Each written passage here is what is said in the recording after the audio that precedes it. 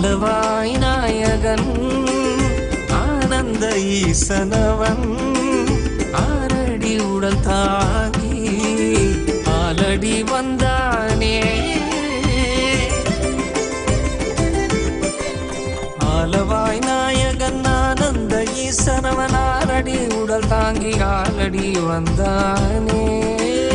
மனமெனும் மாயதை மக்களும் கடந்திட மலைநகர் வலம் வந்து மாதவம் செய்தானே. மனமெனும் மாயதை மக்களும் கடந்திட மலைநகர் வலம் வந்து மாதவம் செய்தானே. சரி சதா தத்த சத பத பக சரி கபத சா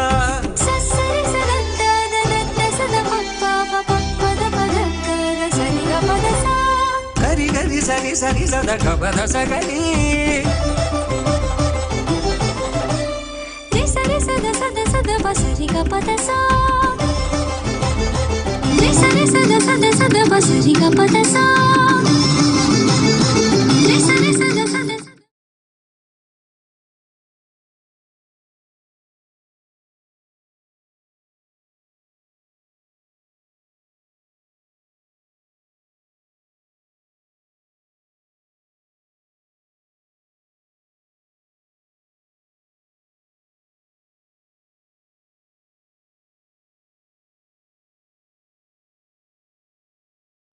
सर्वदी साक्षिभूतं भावातीतं गुणरहितं सद्गुरुं तं Namami भावातीतं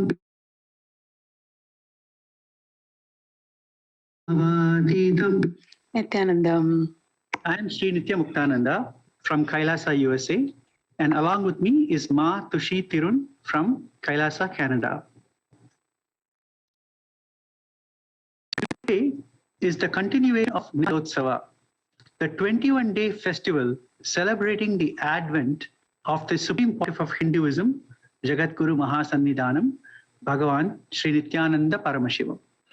This is a joyous occasion for all of us, and as you all know, Hinduism is a religion of celebration, so we celebrate his advent with a 21-day celebration called Nityanandotsava.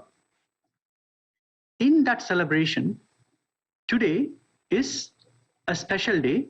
We are celebrating the birthday of the Supreme Pontiff of Hinduism as per the Gregorian calendar. It is also called Kailasa's Supreme Pontiff of Hinduism, Bhagavan Nityananda Day. What does it mean? Nityananda Day is a global celebration of the Supreme Pontiff of Hinduism and his lifelong effort to preserve, protect, and share Hinduism and the science of enlightenment with all of humanity.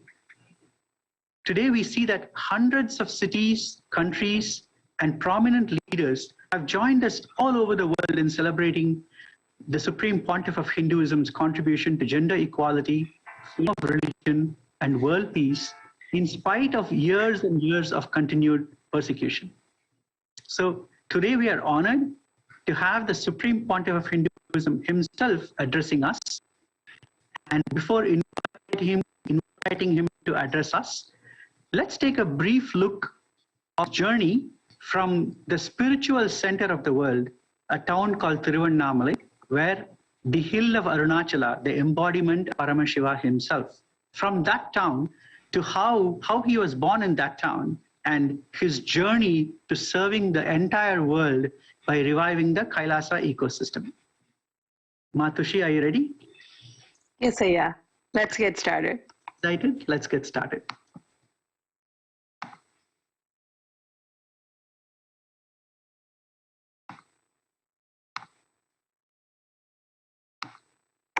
Great.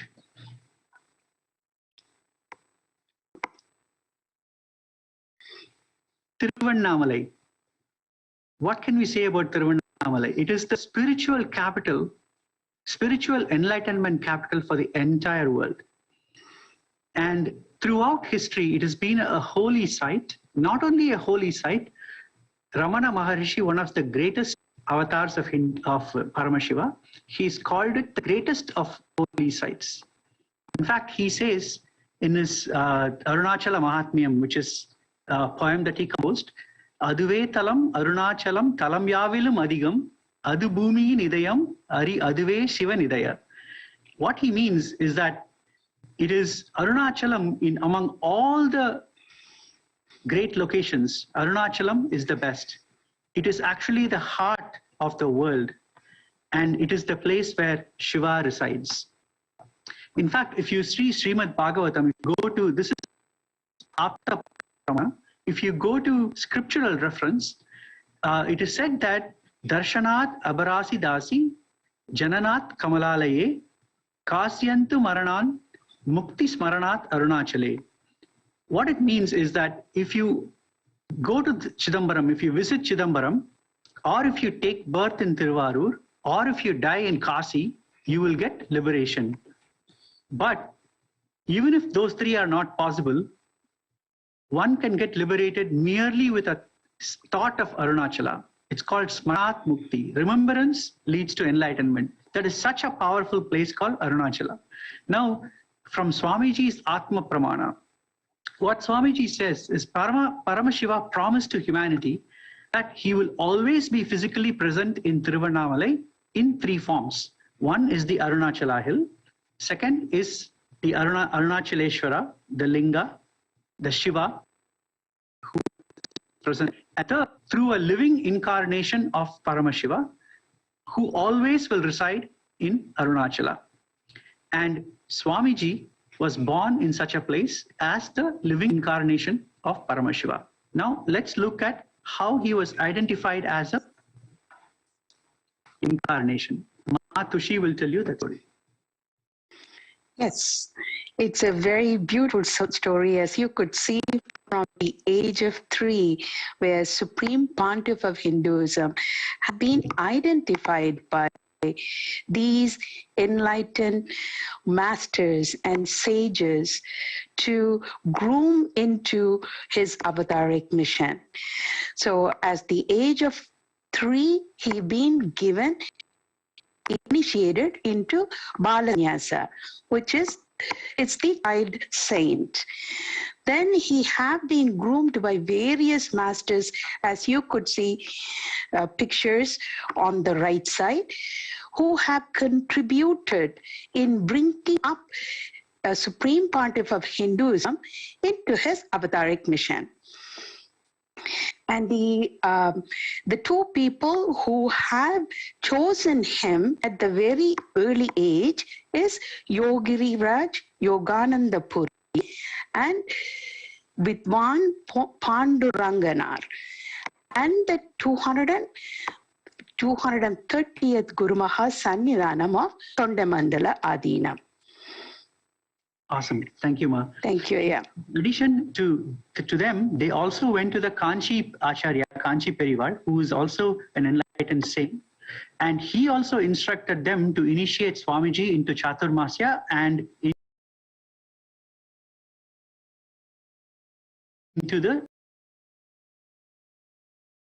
into sainthood.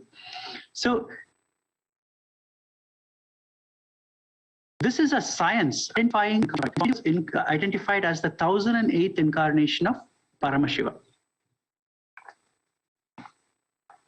So once he was identified from a very young age, like you said, Yogi Yogananda Puri, he and Vibhudananda Puri, Mata Kupammal, trained him in both the sciences, the scriptures, as well as in yoga. Swamiji tells the story of how Yogi Yogananda Puri made him do Surya Namaskar from sunlight to sunset. That is how intense his training was. He would ask him to climb the pillars in Tiruvannamalai temple up and down all through the day. So he was trained by a yogi, and he was trained in the sciences of power manifestation also. At the age of 10, he actually had his first third eye awakening enlightenment experience.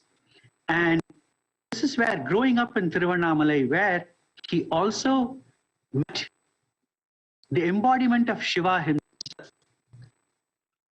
So the embodiment of Shiva was his guru, and he groomed him for many years into an enlightened being. So even enlightened Yeah, sorry. At that time is when, at age 16, he was coronated by Mata Vibhudanandapuri, Kuppammal, into inheriting the entire enlightenment ecosystem of Tiruvannamalai and carry on his mission. Samadhi, go ahead. Yeah.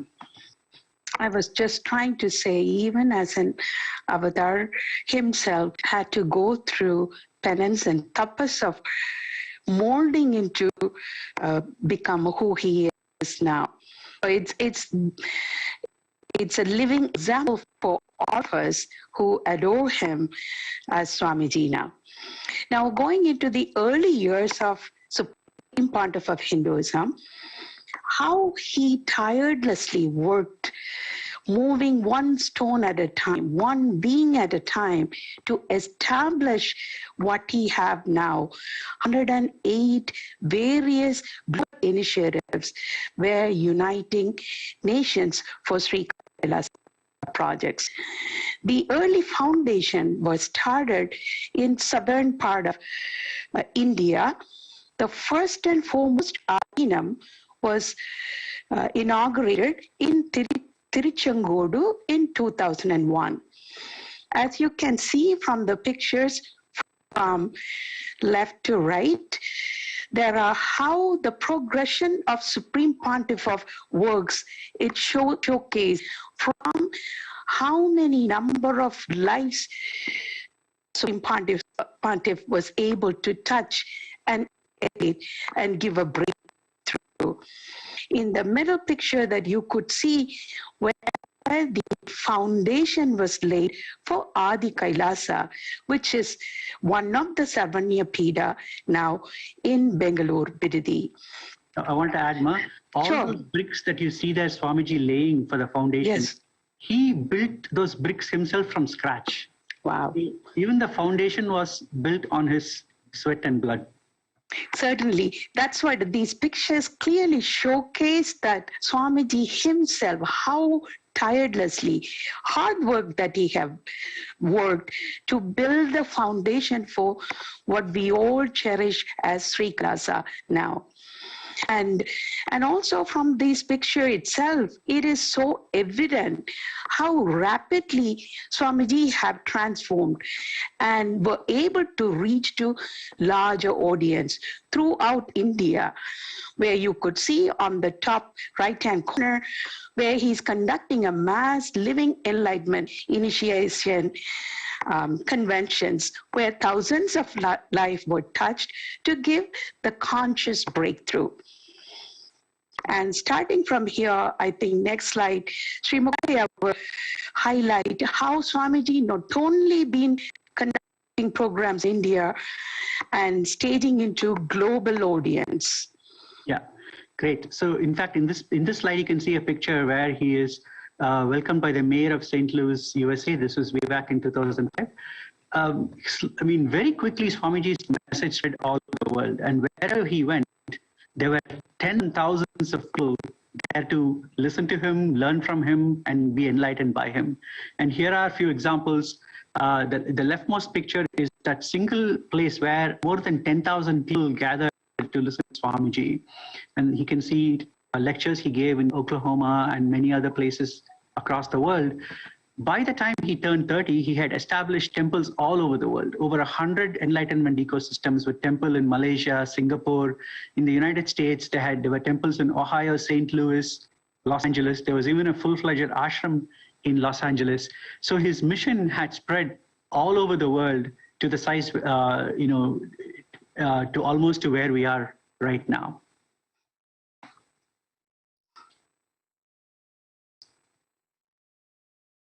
Matu will speak about Kumena. Yes. So besides touching lives through various programs and live initiations, Swamiji himself has conducted many Kumbh Mela. Kumbh Mela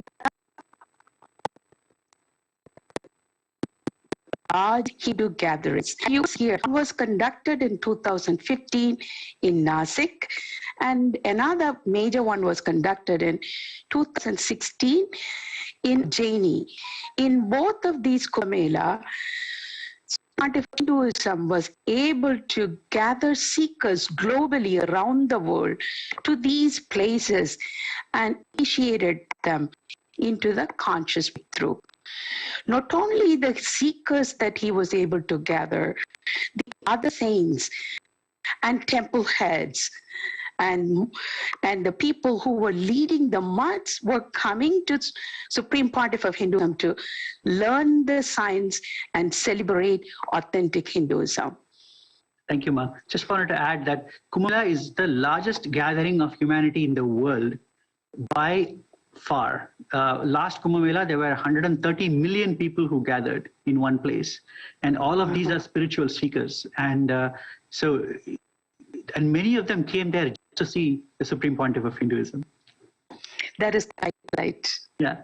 And of course, Swamiji, because of his tireless work for Hinduism and preserving Hinduism, he has been recognized by various monasteries and kingdoms. In ancient times, Hindu kingdoms and monasteries were one and the same. The king of the kingdom, who's the ruler, is also a head of a monastery. And so the spiritual and the political authority lay with the same people. Of course, as you know, Swamiji was ordained as the 233rd Guru Mahasannidhanam of the Kanchi Sarvagnya Pita, the Tondai Mandala Adhinam. He is also the incumbent emperor of Surya Vamsa Surangi Samrajyam. He is the current 23rd Guru Mahasannidhanam of Dharma Mukti Swargapura Adhinam. He is also the 293rd Jagat Guru Mahasannidhanam of Kailasonnata Shamala Pita Sarvagnya Pitam, which is also called Madurai Adhinam.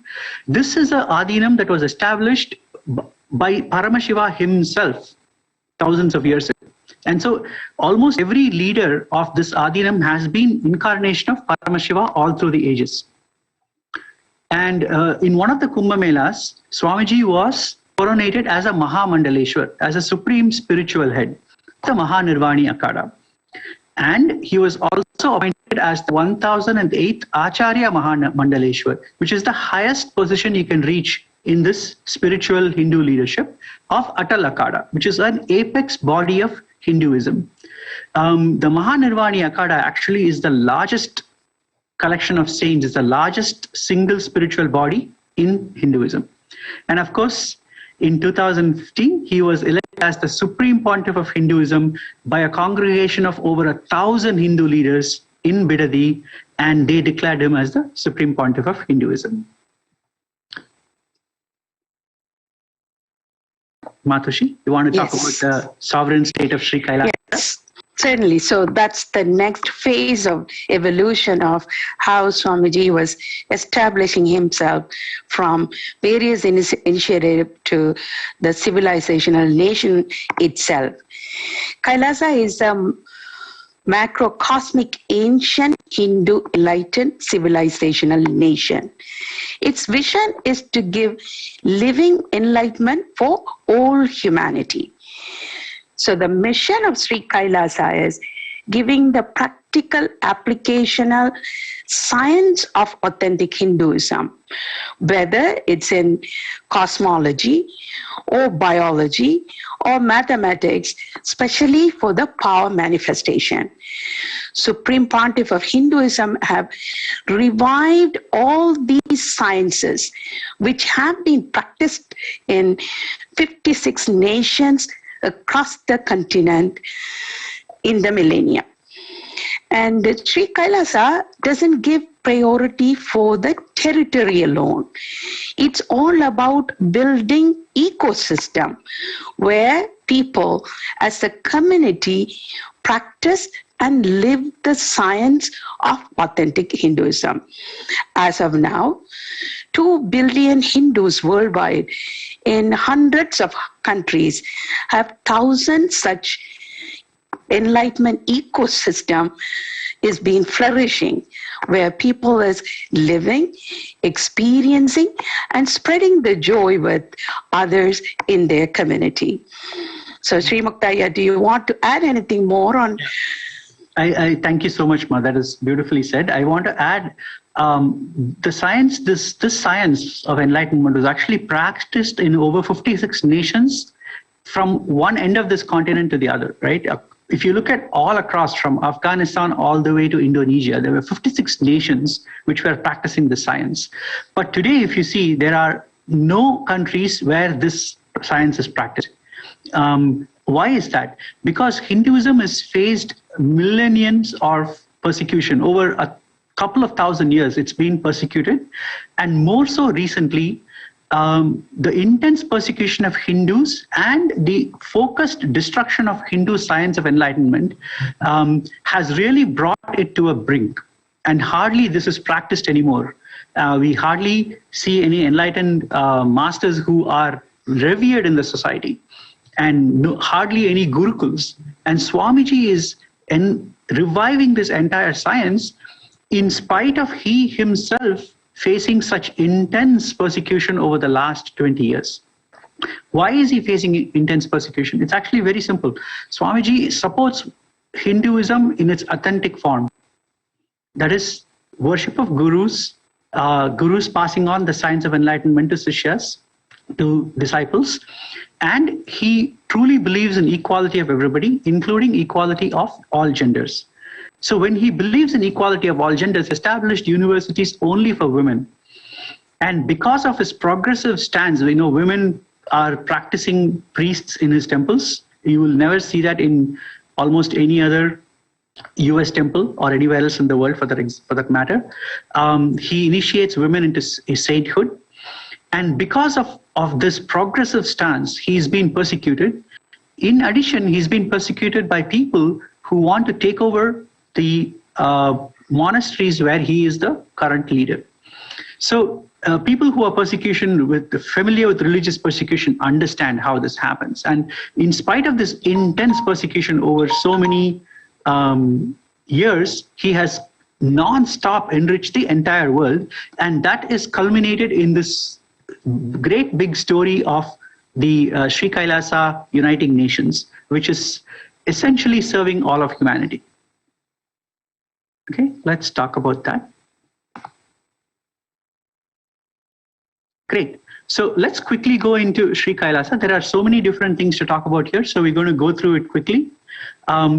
If you think about it, all the work that Swamiji has done ever since he was 16 years old, or even from the time he was 3 years old, is all contributing towards the welfare of the world. And this welfare of the world, this humanitarian services, like Swamiji says, it's global welfare through individual enlightenment. What does it mean? In an enlightenment ecosystem, people are enlightened, peaceful. The environment itself is sustainable. It is equitable, meaning it provides equal opportunity to everybody. It is resilient, self-sufficient. If you want to do all that, you not only have to think about enlightenment sciences, but also talk about how people can live their daily life peacefully, which means worrying about healthy food, worrying about health itself, worrying about education. When I say worry, to build infrastructure that can help education, stop violence in the society, provide peace in the society, help women, especially empower them, and especially in the birthing process, how to bring enlightened beings into this world. So there are 108 such initiatives, and all these initiatives are fully aligned with the Sustainable Development Goals of United Nations and beyond. And it expanded to many other initiatives that are not covered by the United Nations Sustainable Development Goals. And let us understand, all these are fully rooted in the ancient science of Hinduism. Today, if we talk about climate change and how to stop it, if you want to talk about preserving the environment or not harming animals and preserving our ecosystem, all that is not something new or modern as far as Hinduism is concerned. They are a core part of what Hinduism is. And in this process of reviving Hinduism, Swamiji has revived all these 108 Sri Kailasa initiatives for uniting nations. Another important idea here is it is not about serving, doing some specific service when you are under a control of a single nation. It is uniting multiple nations, bringing them into a supranational effort where humanity's welfare is primary among everywhere else. And this is really what Swamiji is doing. So let's look into each Sri Kailasa Uniting Nations and look into what they do. Very quickly, we'll move through each of them.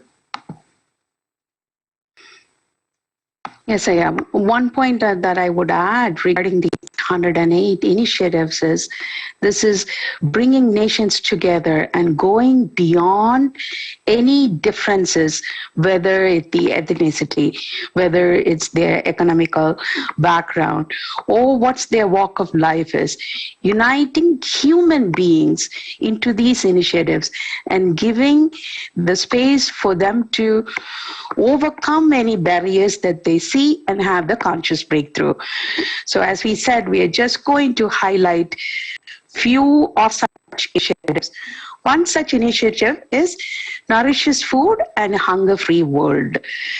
Certainly from the early start of monasteries to temples now, Supreme Pontiff of Hinduism is quite passionate about serving people with the right organic food. So within last 27 years, more than 1 billion meals have been served in various parts of monasteries. Not only that, 10,000 meals were served daily free of cost. And during festivals, certainly it's much more than that. The picture speaks for itself. So it's not only in India, various parts of the world, even now, this continues. Serving food for the people who are in need, as well as teaching people to intake the right food, particularly organic, sattvic food. Let's move to the next slide, please. Yeah. Swamiji's contribution to health, I mean, we can't say enough about this, but I'm going to focus only on COVID care. The Sri Kailasa Uniting Nations for Affordable and Holistic Healthcare, one of the greatest best that it's provided. In fact, if you see the testimonials and proclamations given by local cities here, Diamond Bar, Montclair, and other places, they have called out Swamiji's work, especially during COVID times, how he's helped the community during COVID times. For example, 10 years ago, Swamiji established a 21-foot linga in Adi Kailasha, which is Bidadi, and he revealed during COVID times that that it is built with Navapashana, one of the most sacred and most powerful medicinal herbs mixed together, which is a lost science now. Swamiji is the last person who knows that knowledge. And so he built that 21-foot Shivalinga, and he revealed that any water that flows on that Shivalinga, if anybody takes bath in it or drinks it, they will actually be immune from COVID. So he invited as many people as possible to come and treat the Adi Kailasha monastery and monasteries around the world as sanctuaries. For them to come and get free food, free internet, they could work from there, with their family, free education, and stay there safely, quarantined from the rest of the world throughout the pandemic. And so many hundreds of families have taken advantage of this. And including that, he shared from the ancient science, Hinduism science, many techniques called Pachapatni Vridam, many chants, meditation, many techniques which helped the entire global community surviving in COVID, not just physically, even mentally, how to stay connected, how to stay aware, how to meditate, and how to stay mentally healthy. These were techniques that were shared by His Divine Holiness. Okay. And another such initiative is education reform and development.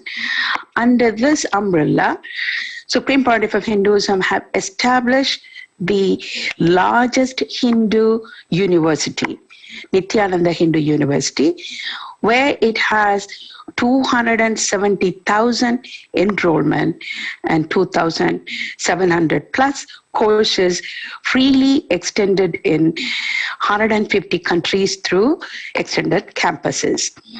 Not only the largest Hindu university, the second part is the Gurukul education system. This has been revived by Supreme Pontiff of Hinduism, where kids go and live in the ashram and learn from Guru himself.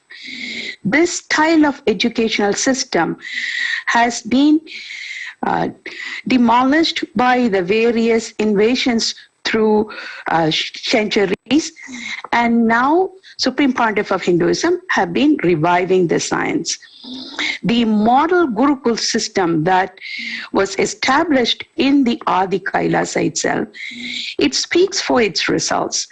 The kids who have gone through this education system, they have at least 50% of the children have at least 1 to 3 years ahead of the ages when they sat for the board exams. Not only that, their IQs have been average above 130, which is stated as a gifted kids. All these have been accomplished by reviving the ancient science of educational method, where the kids have been groomed to go to their higher potential without stress, without comparison, without inner violence. So this is one of the greatest contribution to humanity under this initiative. Great. So I just wanted to say one thing about, before I go to the next slide, I'm so sorry. Gurukuls are the foundations of Hindu civilization. That is how the science of enlightenment was transmitted from the guru to the disciple, and it became an incubator for enlightened masters. And by destroying the Gurukul system, the science of enlightenment also has been destroyed, and its propagation has been destroyed. And so one of the greatest contributions of Swamiji is reviving this Gurukul system. So we are quickly running out of time, so we're going to move through the next slides fairly quickly. So the next one is, like I said, protection of Hinduism and Hindu scriptures. Swamiji has established what is called a Jnanalaya,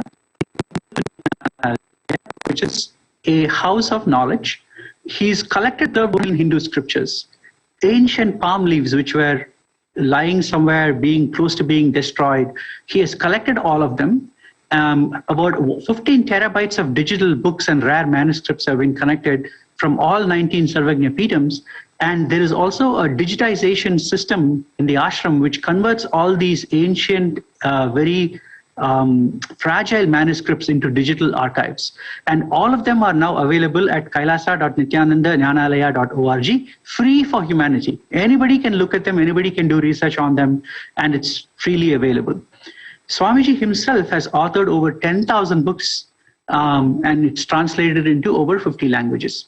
He's published over 10,000 articles, and on YouTube alone, there are over 10,000 hours of free discourses with over 1 billion views. All of them talk about the essence of Hinduism. And Hinduismpedia is, like I said, one of the biggest contributions of Swamiji. It is his work in organizing all of Hindu scriptures into one place. Close to 1 million pages, over 22,000 digital books, over 100,000 articles have been collected. There, please go to kailasa.nityananda.jnanalaya.org to find that. Okay, next.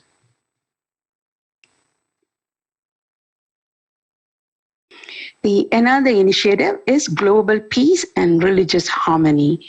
So in 2012, a project was launched, Minute for Peace, and till to this date, there's 4.3 billions of minutes in meditation, which has been conducted in various parts of the globe through online programs, in-person programs, to have the global peace.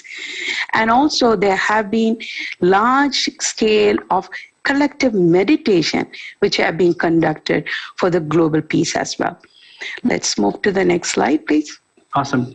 And Swamiji's contributed to global peace not just through meditation, but through events that bring people together.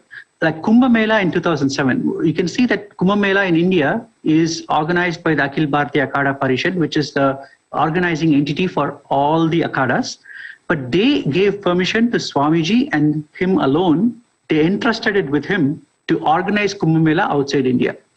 So it is official Kumbh Mela conducted outside for the first time in its history was when Swamiji did it in 2007 right here in Los Angeles. And included in that was what is called the Confluence for Peace.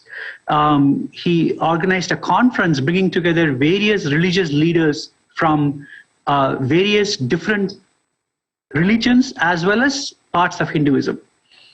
And that really brought together interfaith conversation, which had never happened before in that particular way. Let's move on to the next one.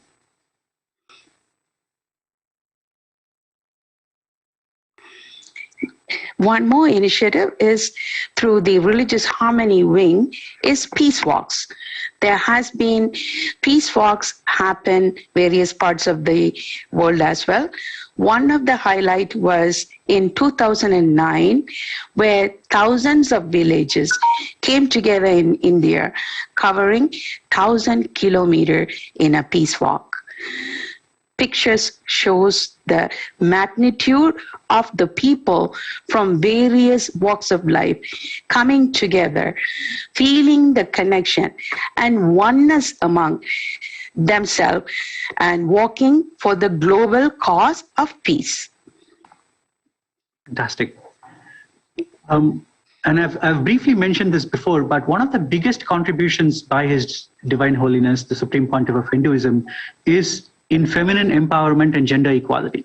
I mean, this is in the DNA of our organization, from the ground up. So many initiatives, I am going to go through them very quickly. The Kailasa's Yogini Sarvagnya Pita, it was actually established as a yoga and meditation university for women only, to empower all women all over the world and inspire them with life solutions from the Vedas and Agamas.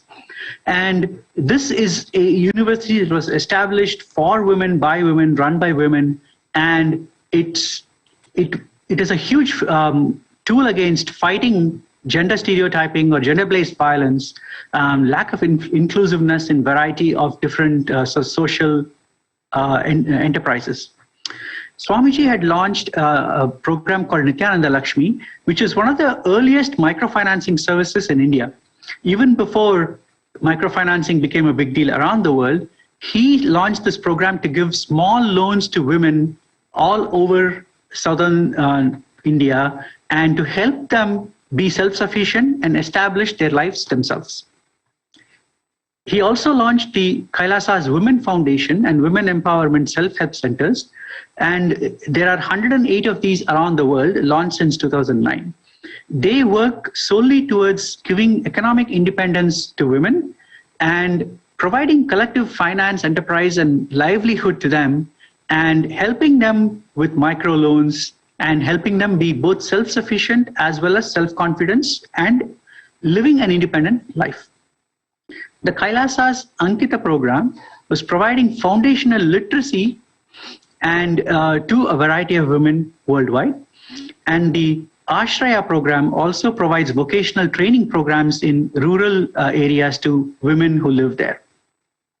Thus, empowering women and ensuring gender equality of women in religion has been a core of Kailasa and Swamiji's efforts around the world. And every monastery or temple around this world speaks for itself, seeing the women in non-traditional places in these monasteries. The next initiative is yoga. For yoga, Sri Kailasa itself holding 2 Guinness World Records, which were established in September and October of 2017. For the yoga initiative, 108 scientifically validated kriyas have been launched, introduced for people to get cure and also maintenance for major 108 disorders like diabetes, arthritis, and blood pressures, and etc. Not only people were given this science by reviving and packaging it and presenting to people to practice, teachers have been initiated, trained with Shastra Pramana, so that they understand the base where this yoga is coming from and what is the essence of it and how to take it to the others in the world. Not only teachers were trained, yoga books were published. These have ancient 1008 Hindu scriptural pieces of evidence on yoga. Since we all are excited to receive Supreme Pontiff of Hinduism to address to the larger audience, we probably will skim through the next few slides just to so much to talk about, yeah. We can talk for a really long time about Swamiji's contribution. So, yeah, again, we want to say that in spite of heavy persecution, what Swamiji has done is over the 25, 30 years is just amazing. In his commitment to helping humanity, in spite of being persecuted nonstop, he has helped humanity without interruption. Even when his life was in danger, he has always helped humanity. And to honor his selfless work, he has received proclamations from over 30 cities today, just today. I'm not counting the proclamations he's received, the hundreds he's received over the previous years. I think last year he received only 108 last year, right? So only today there are 30 cities in over 3 countries who have declared January 3rd, 2022, that is January 3rd in India and January 2nd here in the United States, to celebrate the birthday of the Supreme Pontiff of Hinduism. They have declared it as Kailasa's Nityananda Day. So it is not just us, the whole world is joining us in celebrating. And here you can see pictures of mayors, congresswomen from the United States, congressmen, governors, leaders from Canada, who are declaring together. They have proclaimed January 3rd as Kailasa's Supreme Pontiff of Hinduism, Nityananda Day. And so that's the day that we are all getting together to celebrate today.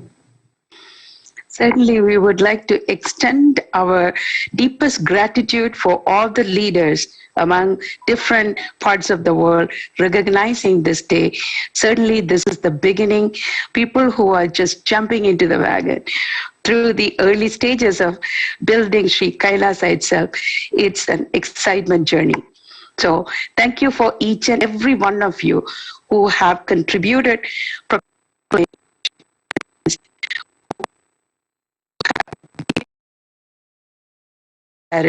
us. And Matushi, it's been such a pleasure presenting this with you.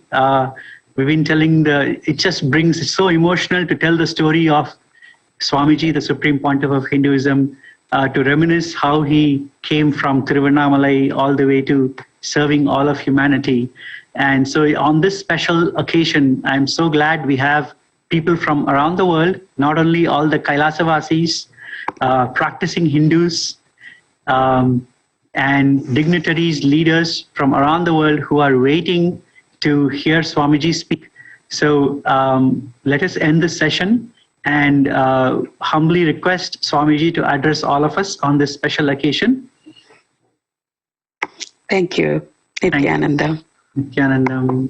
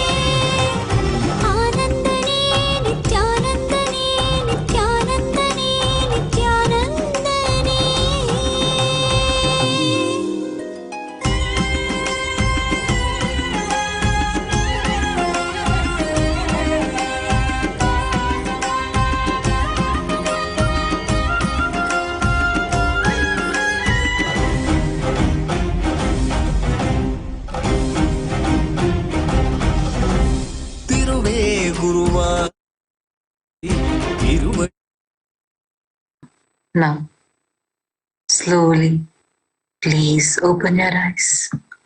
We'll now be entering into the Panchopachara Puja.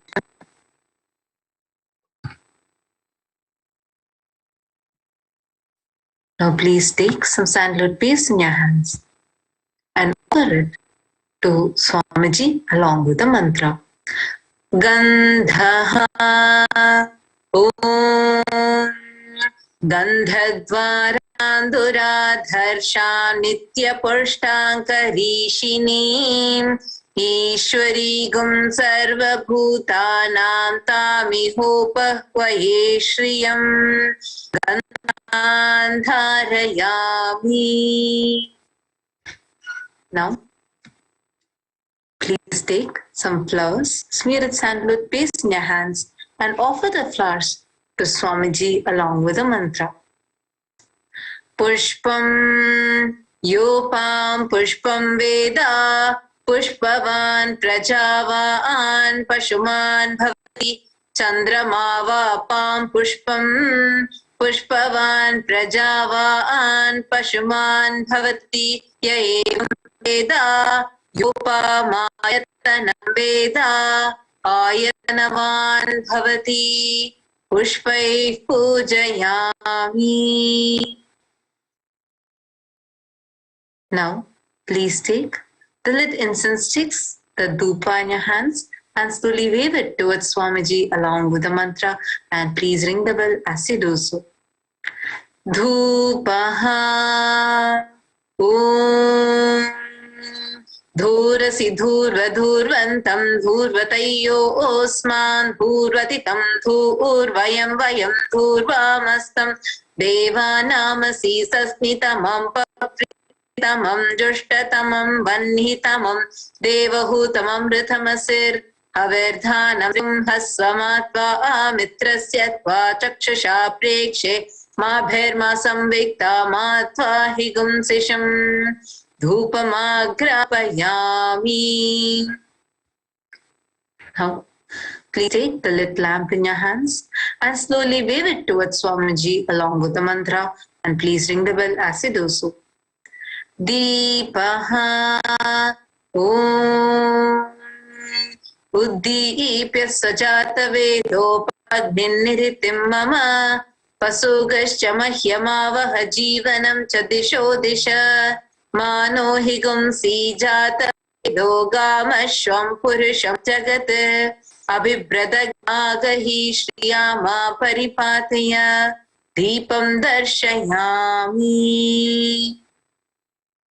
Now, please take a uddarani of water and hover it clockwise over the Naivedyam and offer the water to Swamiji along with the mantra, and please ring the bell as you do so.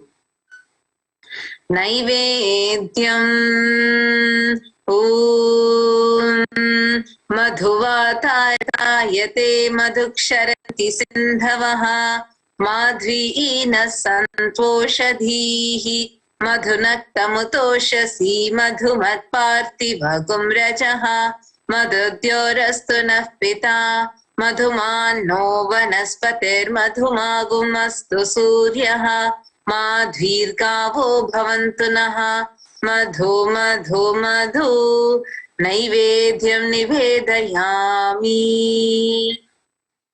Now, please take the arati, the lit camphor in your hands, and slowly wave it towards Swamiji along with the mantra, and please ring the bell as you do so.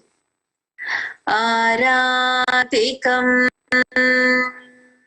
Om Rajadhirajaya Prasaya Sahine Namo Vayam Vaishravanaya Kurmahe Same Kamang Kamakamaya Mahyam Kameshwaro Vaishravano Dadatu Kuberaya Vaishravanaya Maharajaya Namaha Karpura Gauram Karunavataram Samsarasaram Bhujagendraharam Sada Vasantam Hridayaravidhe Bhavam Bhavani Sahitam Namami भवं भवानी सहितं नमामि भवं भवानी सहितं नमामि कर्पूरनीराजनं दर्शयामि. Now, in the same space of gratitude, please sit with your head, neck, spine in a straight line and get ready to receive the darshan of the Supreme Pontiff of Hinduism, Jagat Guru Mahasannidhanam, His Divine Highness Bhagavan Shri Nityananda Paramaship.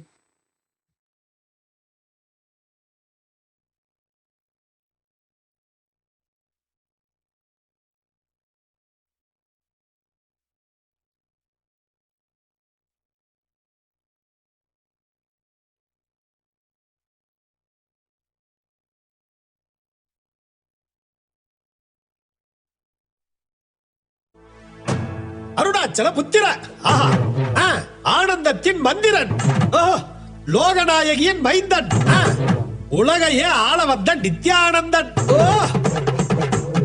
காவியமா ஆக்கிட்டாரு. அப்படியா?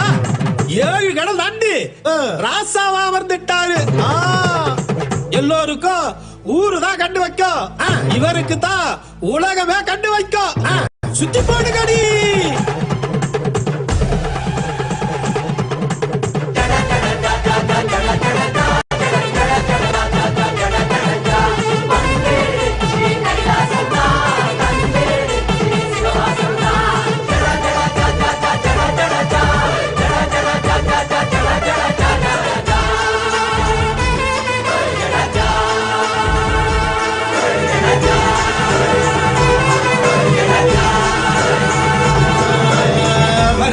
எல்லாம் பலமாக வாழணும், இருக்கிற நாள் எல்லாம் நமக்காக மாத்தணும். அதுக்கு இப்போது நாம் என்ன செய்யணும்? நித்யானந்தரின் சொல் கேட்டு நடக்கணும்.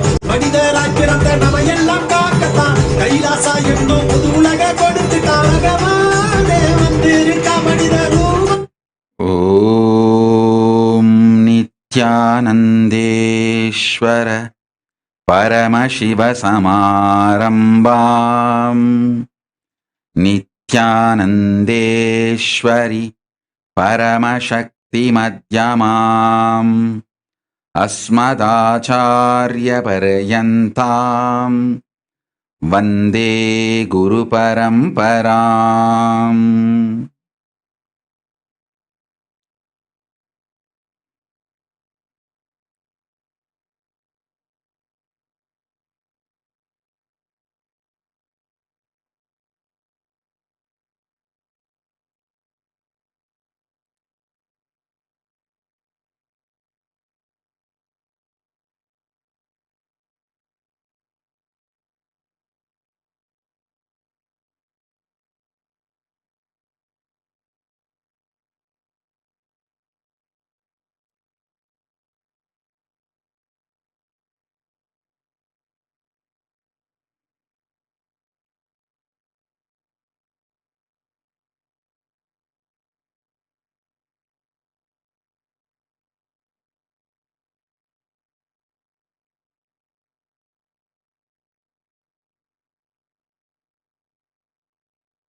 I welcome you all with my love and respect. I welcome all the important guests who are here today. Thank you all for being here.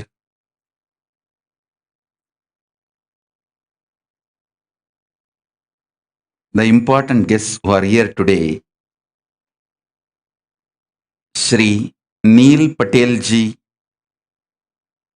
a Republican primaries for Ohio Senate candidate from Columbus, Ohio, USA. I welcome you with my love.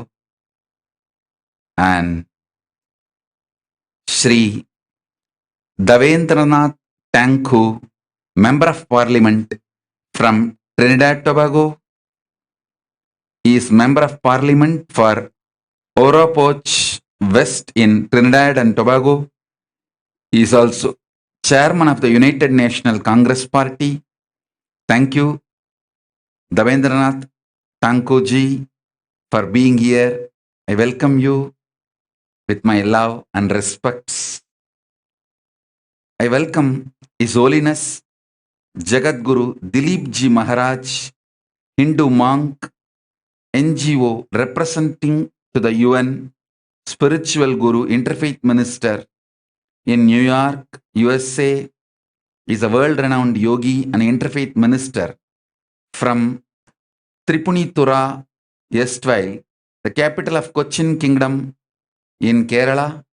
His interfaith family is ancient and well respected for its Vedic knowledge of yoga, Vedanta, universal spirituality, Kalaripayattu, Ayurveda, and other natural self-healing systems, Sanskrit literature, art, social and cultural activities, and interfaith teachings for peace and harmony.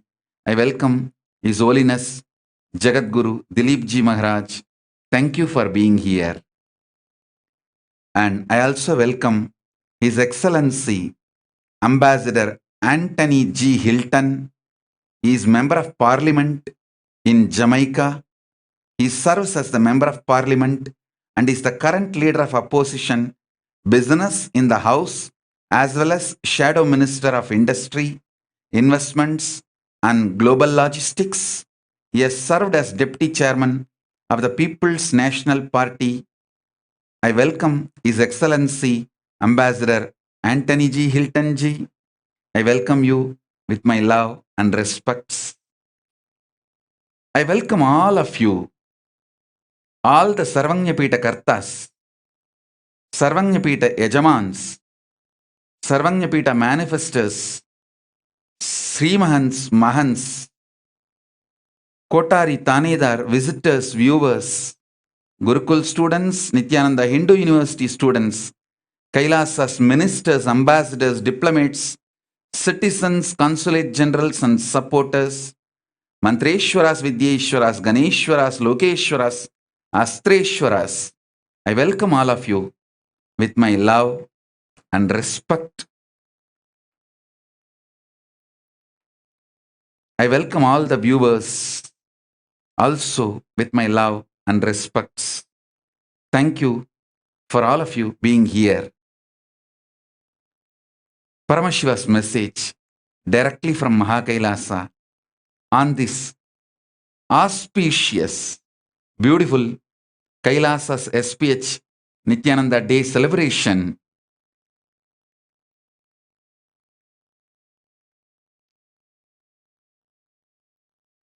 Let's enlighten humanity and all the beings. Enlightenment is no more a luxury, it's a survival need. Conscious breakthrough is no more a luxury, it is a survival need. We human beings have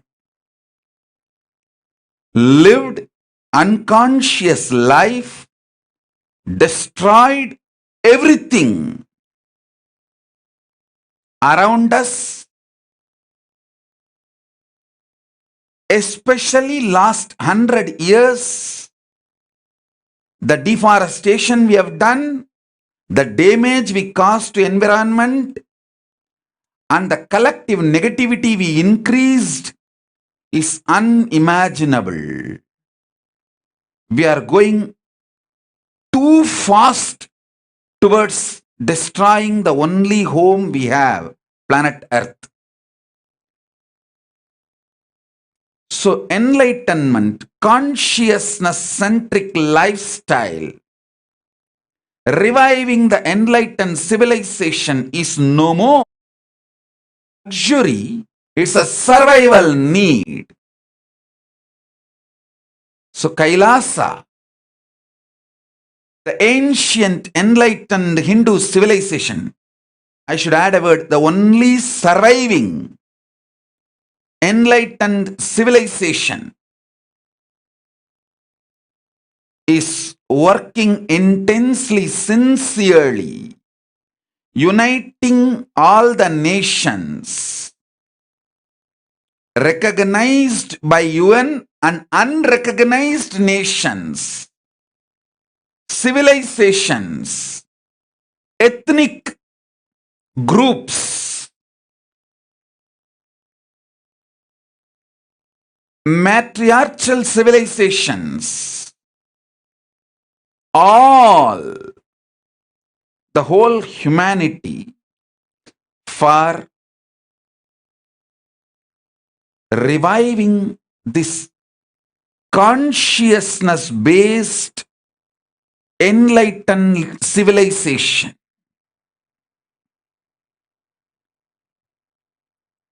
It is time we bring conscious centric lifestyle, whether it is on what we eat or our policies towards other nations.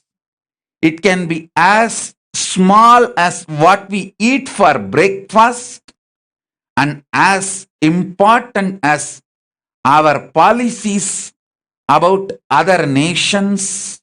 In every level, it is time we bring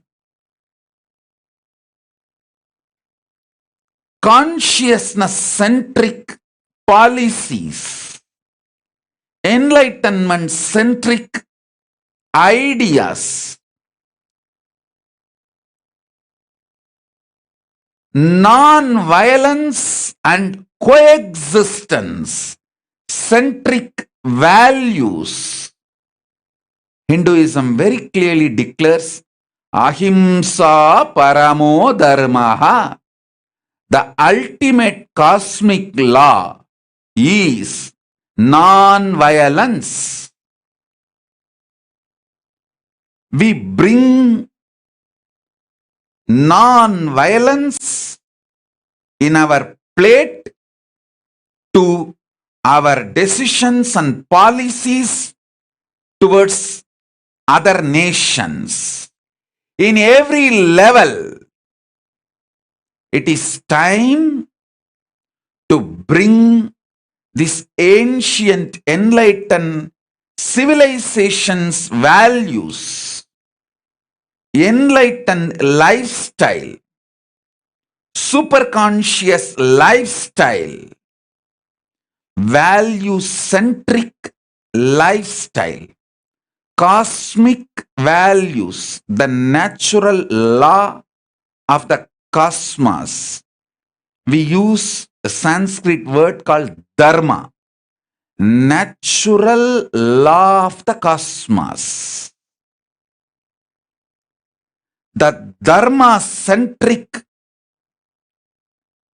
values, principles, policies, whether in personal level or in the level of our families or the level, the team with which we work or the society in which we live or the nation for which we serve, planet Earth on which we are surviving. In every level,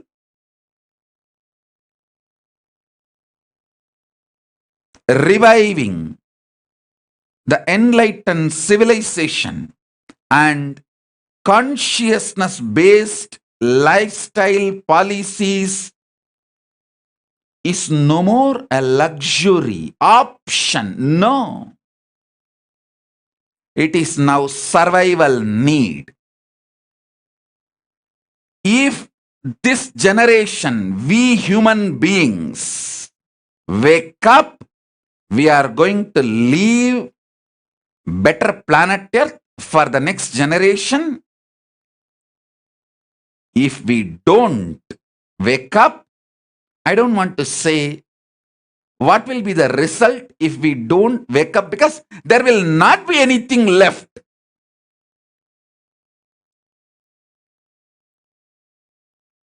Many political leaders are telling nuclear war can't be won. I tell you, forget about the nuclear war. If we don't wake up to consciousness-centric values, the enlightened civilizational policies, values, non-violence centric principles, ideas. Even if we don't wake up to these great consciousness based principles, cosmic dharma, the collective negativity which we already triggered is not going to let us live on this planet Earth, the only home we have as on now. So, we all, conscious human beings, we have the responsibility to unite all the nations to revive ethical environmentalism. We have to unite all the nations for consciousness studies and practices. We have to unite all the nations to preserve, preach, live ancient enlightened sciences. We have to bring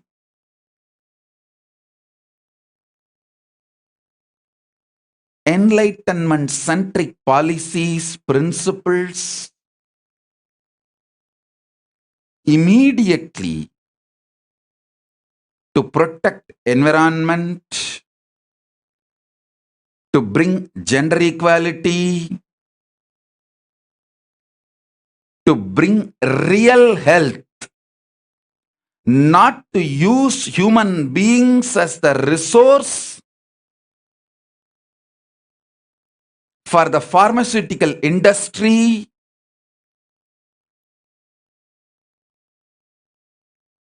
We should focus more and more on bringing life positivity in every level. Before I could start the satsang, I was seeing the small presentation done by Sri Nitya Muktananda and Matushi. I wanted to tell you all this work Kailasa has done last 26 years. From 1994, now 2022. The work we have done is not done just by me alone. First, the grace of Paramashiva Shakti, all the divine energies, gods and goddesses of Kailasa, and all of you who got the glimpse of enlightenment through me, who stood with me. Only you all are able to make this huge mission now evolved literally as a civilizational nation, ancient enlightened civilizational nation, first nation for all Hindus. By the grace of Paramashiva, I wanted to reveal to the whole world, by the grace of Paramashiva, we do have a sovereign territory gifted to us by more than one country. Of course, it's a small territory, not big, but we do have a clearly, legally given, as per the Vienna Convention, the sovereign territory in more than one place for Kailasa, and in few countries, kind of a autonomous, semi-sovereign, small lands, small islands were given to us, and at least few dozen countries, the diplomatic relationship is established, and many countries have established the sister city agreements, the embassy relationship, spiritual embassy relationship, and many levels of recognition and diplomatic tie-ups. All this was possible not just by me alone, but millions of all of you, born, living, practicing Hindus all over the world, who are working tirelessly to revive the ancient enlightened Hindu civilization. It's because of all of you. This revival of the Kailasa has become reality. So first and foremost, I want to thank Paramashiva and all the gods and goddesses of Kailasa. Next, all of you who have sincerely worked for making this revival of the ancient Hindu civilization happen. Of course, I wanted to tell all of you, we are not just territory-centric nation. We have a small territory, but we are more a civilizational nation. We want to revive the spiritual ecosystem, enlightenment ecosystem, everywhere human beings are living. Every awakened human being's heart is the territory of Kailasa. Every awakened human being's heart is the territory of Kailasa. We have a small territory also on the planet Earth, land, island, but our real territory is every awakened human being's heart. So,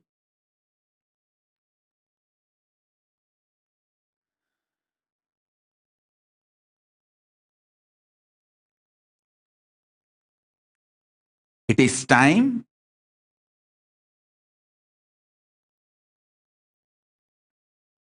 Kailasa starts working more and more sincerely,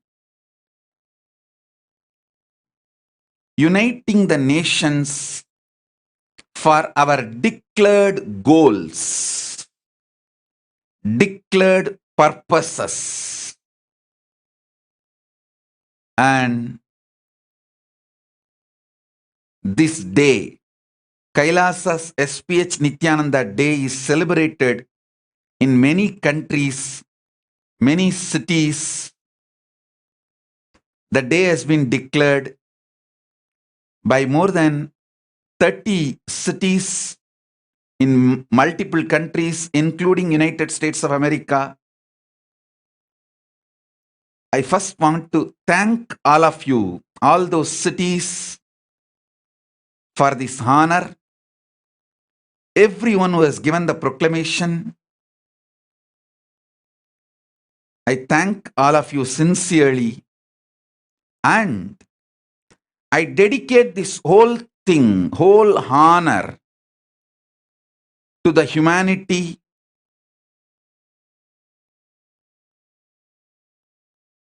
every volunteer, every living, practicing Hindu who is sincerely working with Kailasa to revive this ancient, enlightened Hindu civilizational nation, to bring global peace, religious harmony, to revive the spiritual sciences, yogic sciences,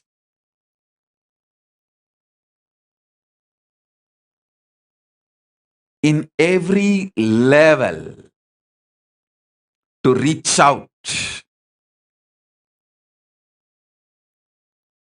to protect indigenous aboriginal nation, to protect sacred spaces and sites, to protect enlightened culture and arts, to protect ancient enlightened sacred arts and sacred sciences, to protect ancient enlightenment centric rituals, enlightenment centric spiritual sacred spots in multi-level.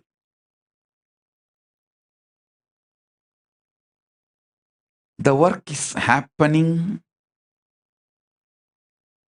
It's unfortunate that we Hindus still don't know how to document the work we do. I think that's one of the biggest flaw Hindus have. We work, forget to document. We never tell our grand narrative, our vision, our contribution to the world. At least now it is time we start telling what we are doing to the world and inspiring the world to revive this conscious centric, enlightenment centric civilization.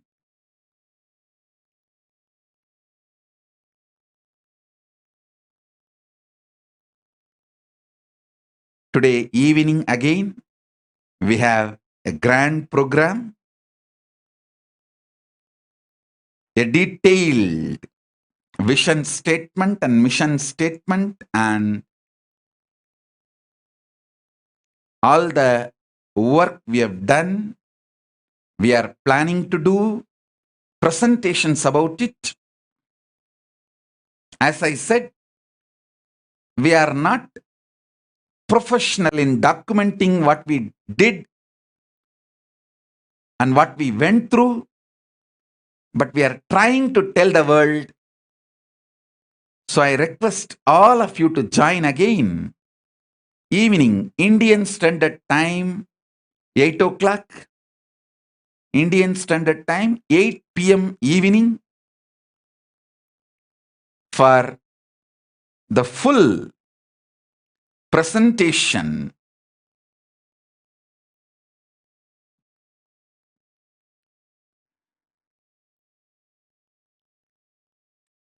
Morning, we were planning to bring introduction. So I think I've done the introduction now. Today, whole day, we have programs. And in the evening, the grand finale of the conclusion presentation. I welcome every one of you to come and be part of the evening conclusion presentation. Next, we have some of the spiritual rituals as the continuity of the whole day program, Thulabharam and all that. So, once again, I thank all the important guests, Sri Jagadguru Dilip Ji Maharaj, Dabendranath Tanku Ji, Sri His Excellency Anthony Hilton Ji, and Sri Neil Patel Ji, for all of you being here, and all the important guests, devotees, disciples, citizens of Kailasa. I welcome all of you. I thank all of you for being here. And I sincerely thank all the cities celebrating Nityananda Day today all over the world, in many countries, and all the embassies, sister cities, de facto spiritual embassies, monasteries, universities, ambassadors, diplomats. I sincerely thank all of you. for everything all of you are doing to revive this ancient, enlightened Hindu civilizational nation.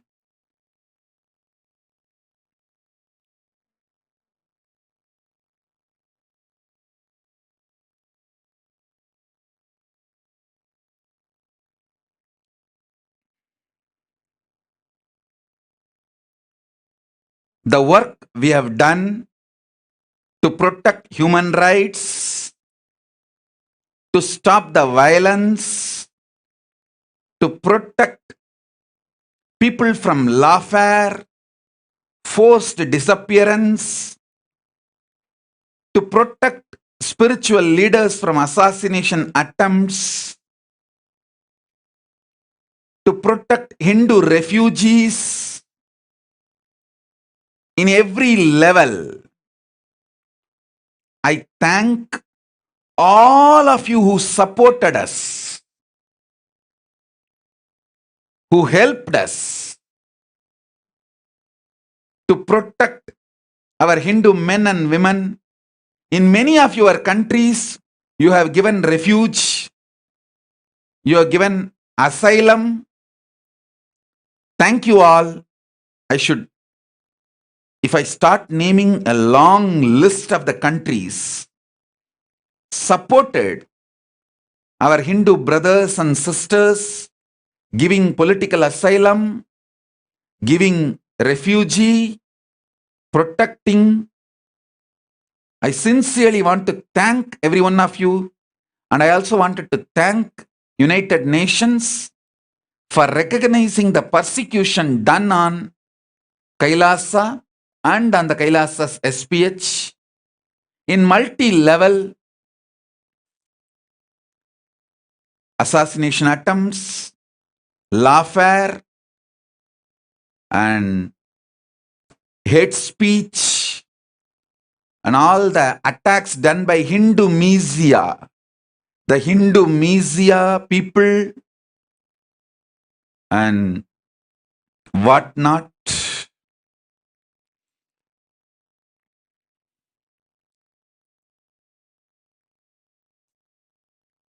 I just wanted to express my gratitude, thanks. The word thanks is too small. I have to name everyone who helped us in multi-level to protect our people in multiple countries. Specifically, without going into the details, I wanted to mention His Excellency G. Anthony Hilton from Jamaica. Thank you, thank you, thank you for everything you have done and you are doing. Standing up with we persecuted Hindus, protecting us. Thank you, thank you, thank you, Sri, His Excellency Anthony Hilton Ji. And actually, I have a long list. I should mention every name.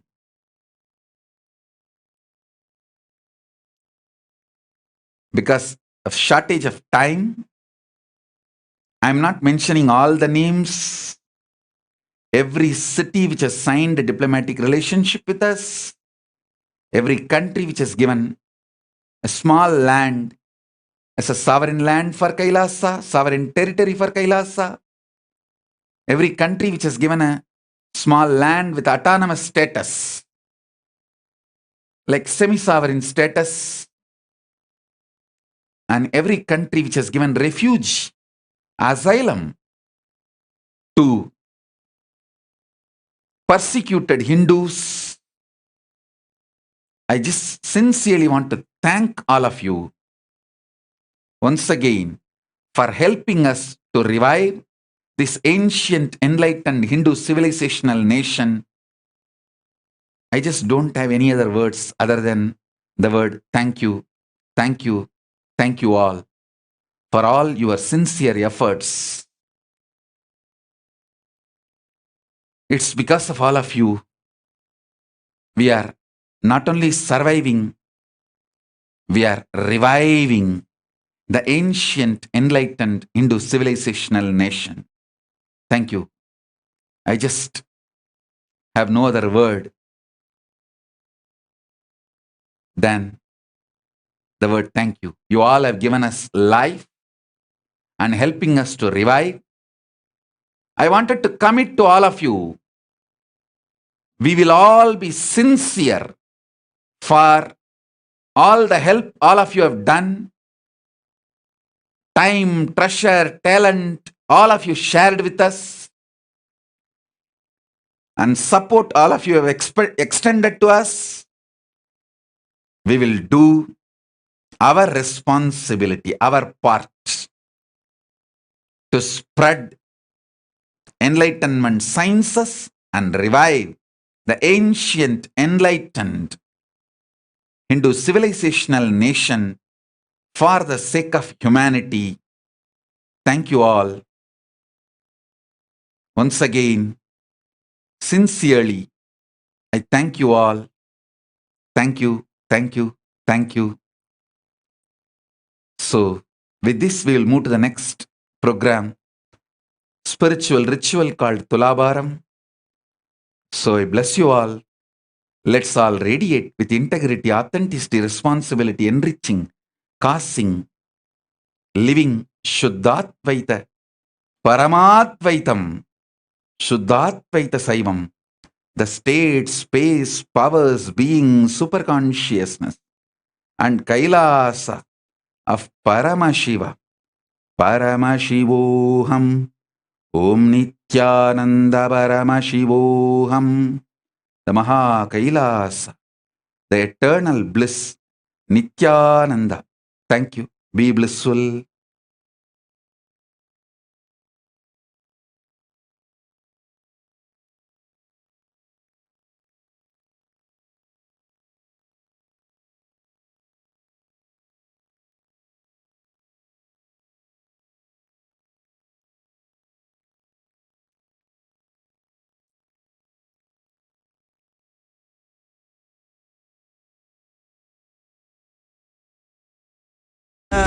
Pada baga sari ga pada sa Sassari sadadda dadadda sadapappa pada pada ga sari ga pada sa gari gari sari sari sada ga pada sa gari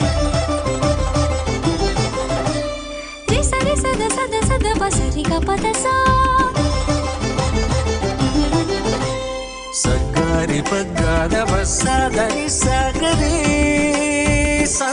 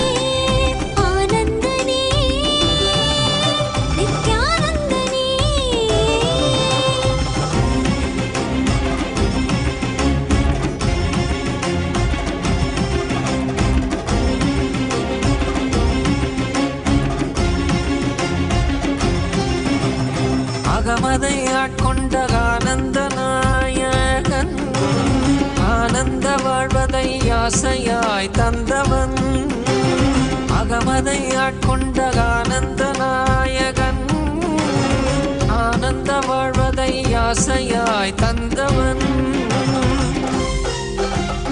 இன்னல்கள் நீக்கிய இன்பங்கள் தந்திட இகலோக குருவாக வந்த நித்யானந்தனே இன்னல்கள் நீக்கிய இன்பங்கள் தந்த தந்திட இகலோக குருவாக வந்த நித்யானந்தனே. Nithyanandam Nithyanandam Nithyanandam Nithyanandam Nithyanandam Nithyanandam.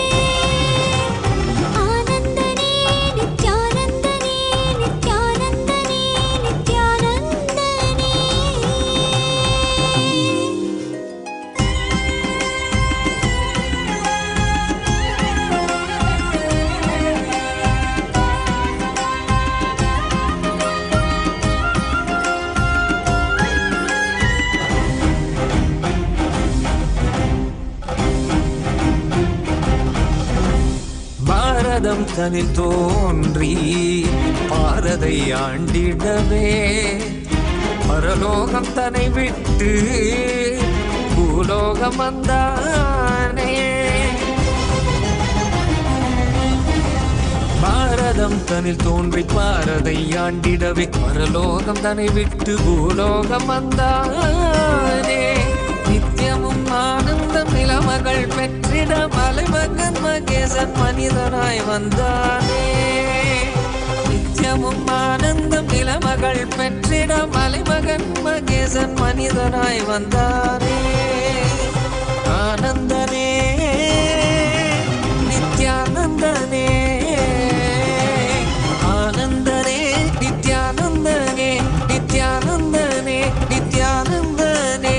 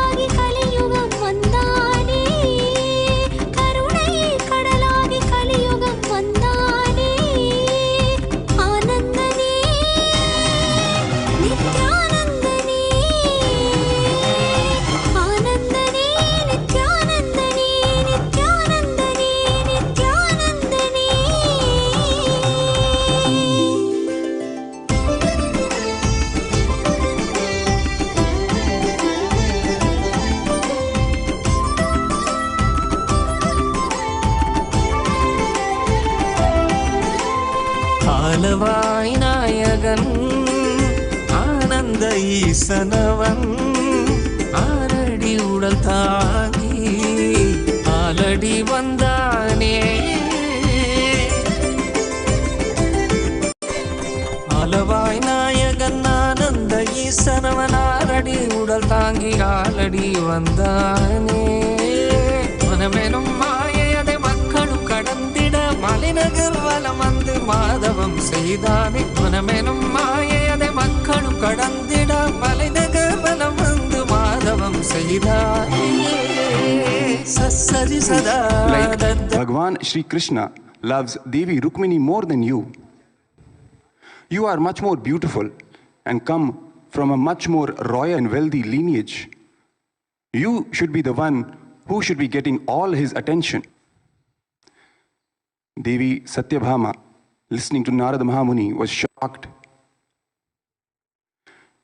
His words invoked the feelings of jealousy and possessiveness in her. And she immediately replied, "Yes, O Devarshi, you are right. I should be getting Krishna all for myself. Please guide me. What should I do and how should I make it happen?" Seeing the plan working as was already planned, Devarshi Mahamuni, in his quintessential mischievous way, suggests to Devi Satyabhama, saying that, "Oh Devi, I will tell you the way how you can have Krishna all for yourself. I ask you to give Krishna to me in dana. And in order to maintain the sanctity of the dana and also for you to have Krishna all for yourself, I will allow you to trade Krishna against your wealth in gold, which is equivalent of the weight of Shri Krishna." Hearing this, Devi Satyabhama not just agrees, but boasts that yes, having the amount of wealth that I have, I will be able to offer 1,000 of Krishna's gold to have him all for myself. That's it. He organized Thulabharam so that she be able to put her for Krishna. Sri Krishna, Parandhama himself, watching all this, silently sits on one side of the scale, on one of the pans. And Devi Satyabhama starts putting her bricks of gold in the pan on the other side of the scale. One by one, she puts each block of gold, but the scale doesn't move. She continues to put all her wealth, creating a whole mountain of gold on the other side of the pan, on the other side of the scale, but nothing happens. The scale does not move an inch. Finally, desperate to see what was happening, she goes to the other wives of Bhagavan Sri Krishna and requests them to help her. They immediately agreed and also poured all the wealth they had into the same pan on the same side of the scale, but even then nothing happened. The scale where she could not move an inch. Finally, Narada Mahamuni declared that Krishna is his and was about to take Krishna with him, holding his hand, goes to Devarshi Narada Mahamuni and says, "Oh Devarshi, what have I done wrong? Why did the scale not even move an inch? Why could I not have Krishna all for myself?" Then Narada Mahamuni explains that, "Devi, you have not understood who Bhagavan Krishna really is. He is not just this 6 feet body that you see with your physical eyes. He is the supreme consciousness himself. How do you expect him to move just by your physical material wealth? He can only be moved by the devotion of a true devotee." Immediately after that, Bhagavan Sri Krishna, breaking his silence, says and asks Devi Satyabhama that, "Oh Devi, please go to Devi Rukmini. She will tell you. She knows the way how to win me. Please go to her." After that, Devi Satyabhama immediately rushes to the quarters of Devi Rukmini and first of all apologizes for wanting to have Krishna all for herself. Devi Rukmini, listening to her and being a chaste and devout wife of Bhagavan Sri Krishna, immediately agrees to help her and starts walking towards the courtroom where the Thulabharam ritual was organized. On the way to the courtroom, she picks a small tulsi leaf from garden, remembering how in her daily puja, that one tulsi leaf was enough to get the blessings and the grace of Bhagavan Sri Krishna. Then, reaching the place where the scale, the Thulabharam Seva was organized, she immediately goes to the pan where the huge mountain of gold was lying and just puts that small tulsi leaf on top of the mound of gold, closing her eyes, remembering Bhagavan Krishna in her heart. And as soon as she puts the tulsi leaf on top of the gold, on top of the wealth, immediately the whole scale tips in the other direction. So, in this story today, we learn what is the right space to carry while offering dana to Bhagwan or to one's guru. It is not the amount or the quantity that we offer that matters. It is the inner space that we carry. And the right way to offer dana is by true devotion and gratitude. Just to give, and give. Giving for the sake of giving, not to expect anything in return. That is the space to give dana. In the words of the Supreme Pontiff of Hinduism, Bhagavan Nityananda Ramashivam, as he said, exhale, exhale, exhale. Keep on exhaling so that I can inhale, so that Paramashiva can inhale in you. So,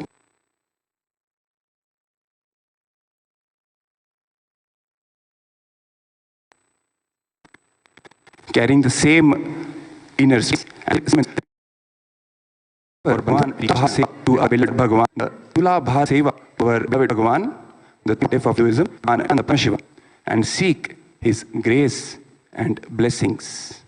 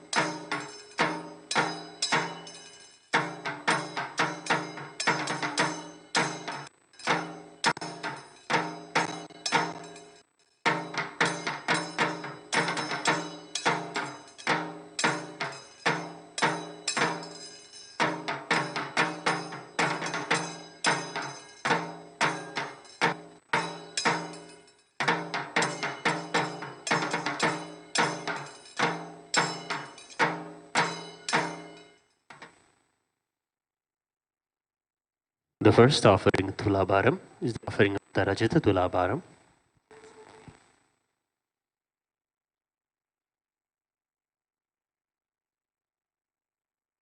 Mamopata samasta duridakshaya dvara bhagat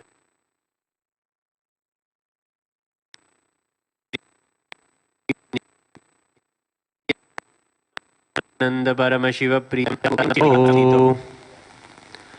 Shrikant Iyer Namadheyasya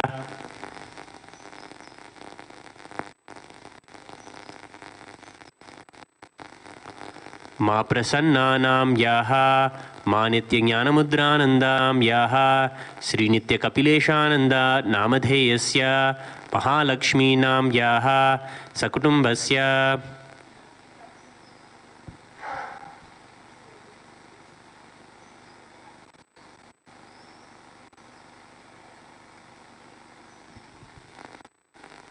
Saile Patel Namadheyasya Anand Namadheyasya Smarana Nam Yaha Sagar Patel Namadheyasya Sakutumbasya Chanu Patel Nam Yaha Sakutumbasya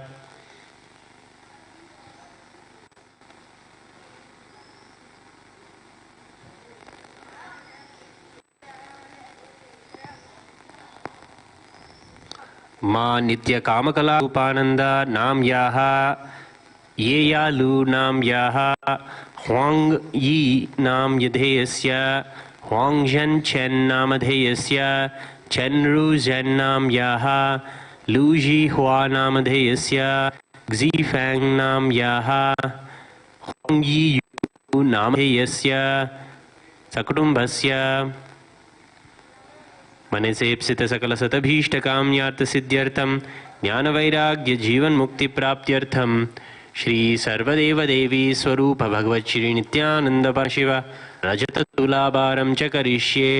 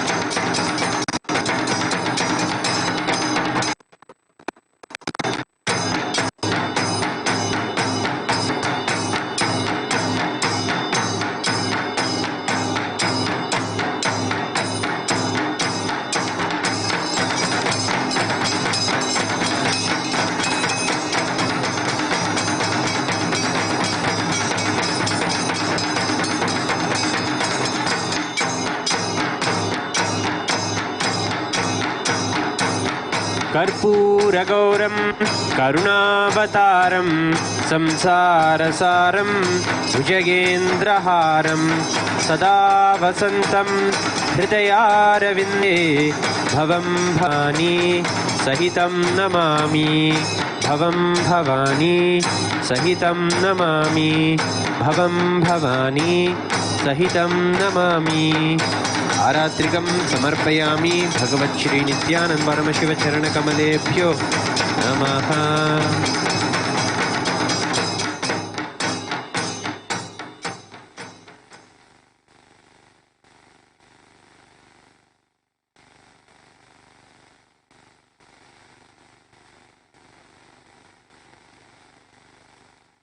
The next offering of Thulabharam is the offering of the Rudraksha Thulabharam.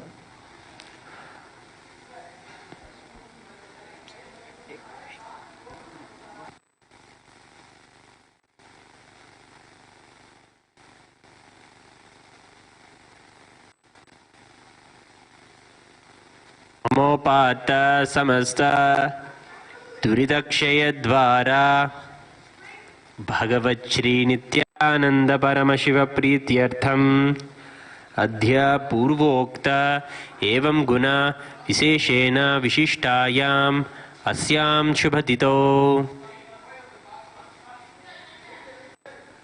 वाङ् नामधेयस्य नाम्याः ज़ाङ्ग् नामधेयस्य याङ्ग् सूपिङ्ग् नाम्याः वाङ् ज़ाङ्गी नामधेयस्य लौ एन् इमिङ् नामधेयस्य सकुटुम्बस्य फ़ान् फ़ान् वाङ् ज्ञानमयी नाम्याः यूलाङ्ग् वाङ् नामधेयस्य प्रपञ्चप्रिया नाम्याः झञ्झे वाङ् नामधेयस्य क्षी ज़ङ्ग् वाङ् नामधेयस्य लियाञ्जिन् वाङ् नामधेयस्य ग्ज्यूमिङ् छन् नाम्याः सकुटुम्बस्य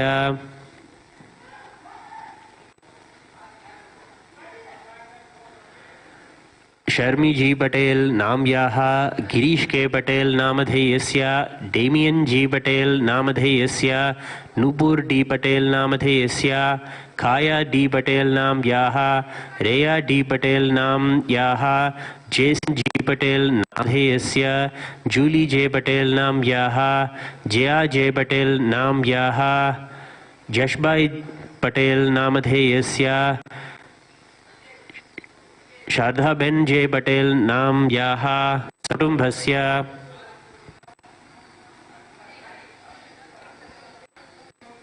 नित्यानन्दगोत्रोद्भवस्य मूलानक्षत्रे धनुर्राशो जातस्य रविशंकर त्यागराज नामधेयस्य उत्तरडं नक्षत्रे मकरराशो जातायाः शान्ति रविशंकर नाम्याः पुनर्भूसं नक्षत्रे मिथुनराशो जातस्य मुरली रविशंकर नामधेयस्य उत्तरं नक्षत्रे कन्याराशो जातायाः ऐश्वर्या रविशंकर नाम्याः उत्तरं नक्षत्रे कन्याराशो जातायाः परमेश्वरी आरुमुगन् नाम्याः पूसं नक्षत्रे कटकराशो जातस्य शान्तकुमारी आरुमुगन् नाम्याः सकुटुम्बस्य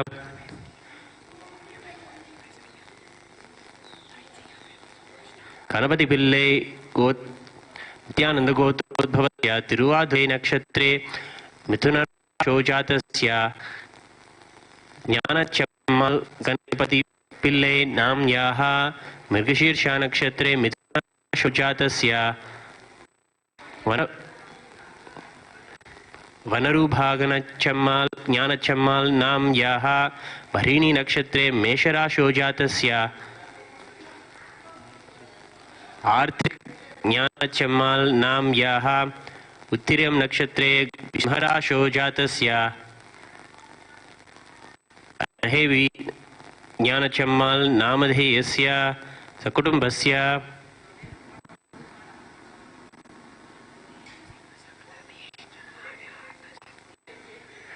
सकुटुम्बस्य च मनसेप्सित सकलसदभीष्टकाम्यार्थसिद्ध्यर्थं ज्ञानवैराग्य जीवन मुक्ति प्राप्त्यर्थम श्री सर्वदेवदेवी स्वरूप भगवत् श्री नित्यानंद परमशिव रुद्राक्ष तुलाभारं च करिष्ये।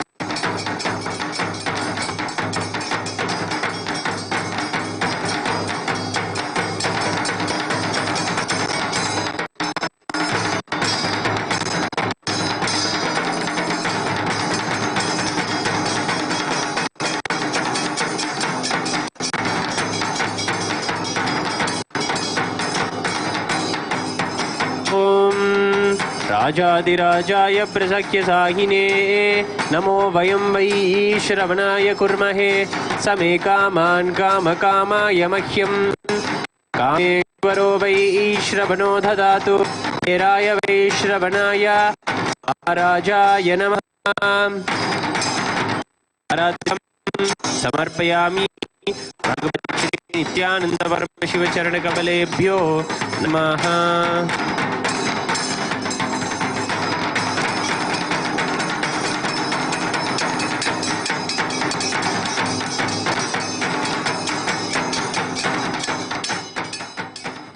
The next offering of Thulabharam is the offering of the turmeric, the Haridra Thulabharam.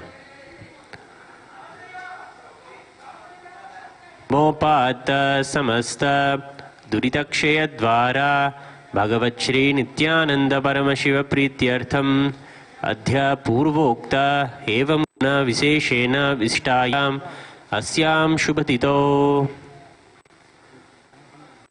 शक्ति माया मोहनदास नाम याः राधामणि नाम याः देवदास नायर नामधेयस्य उमेश नायर नामधेयस्य गीतादास नाम याः मीरादास नाम याः मीनादास नाम याः सकुटुम्बस्य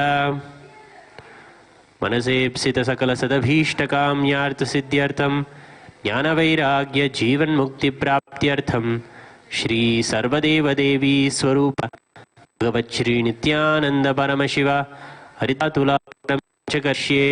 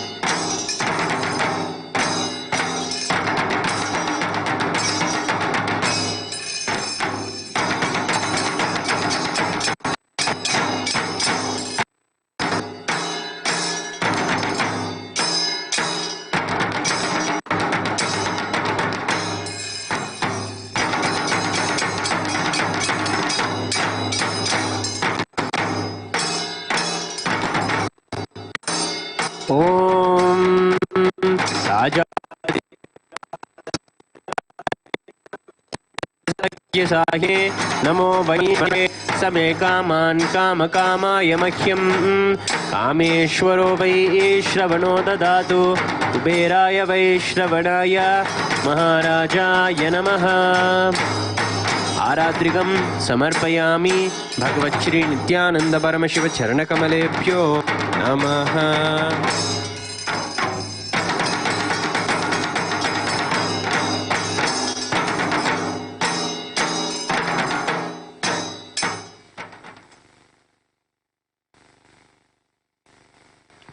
With this, we come to the conclusion of the offering of Thulabharam today.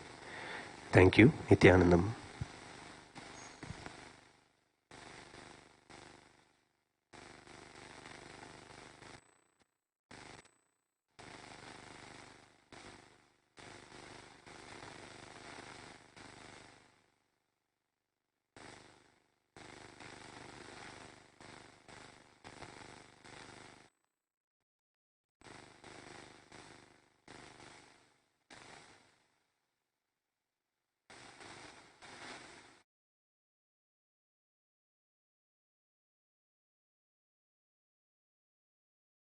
துயர்தனை நீக்கி ஆனந்தமாகிட வந்த நித்யானந்தனே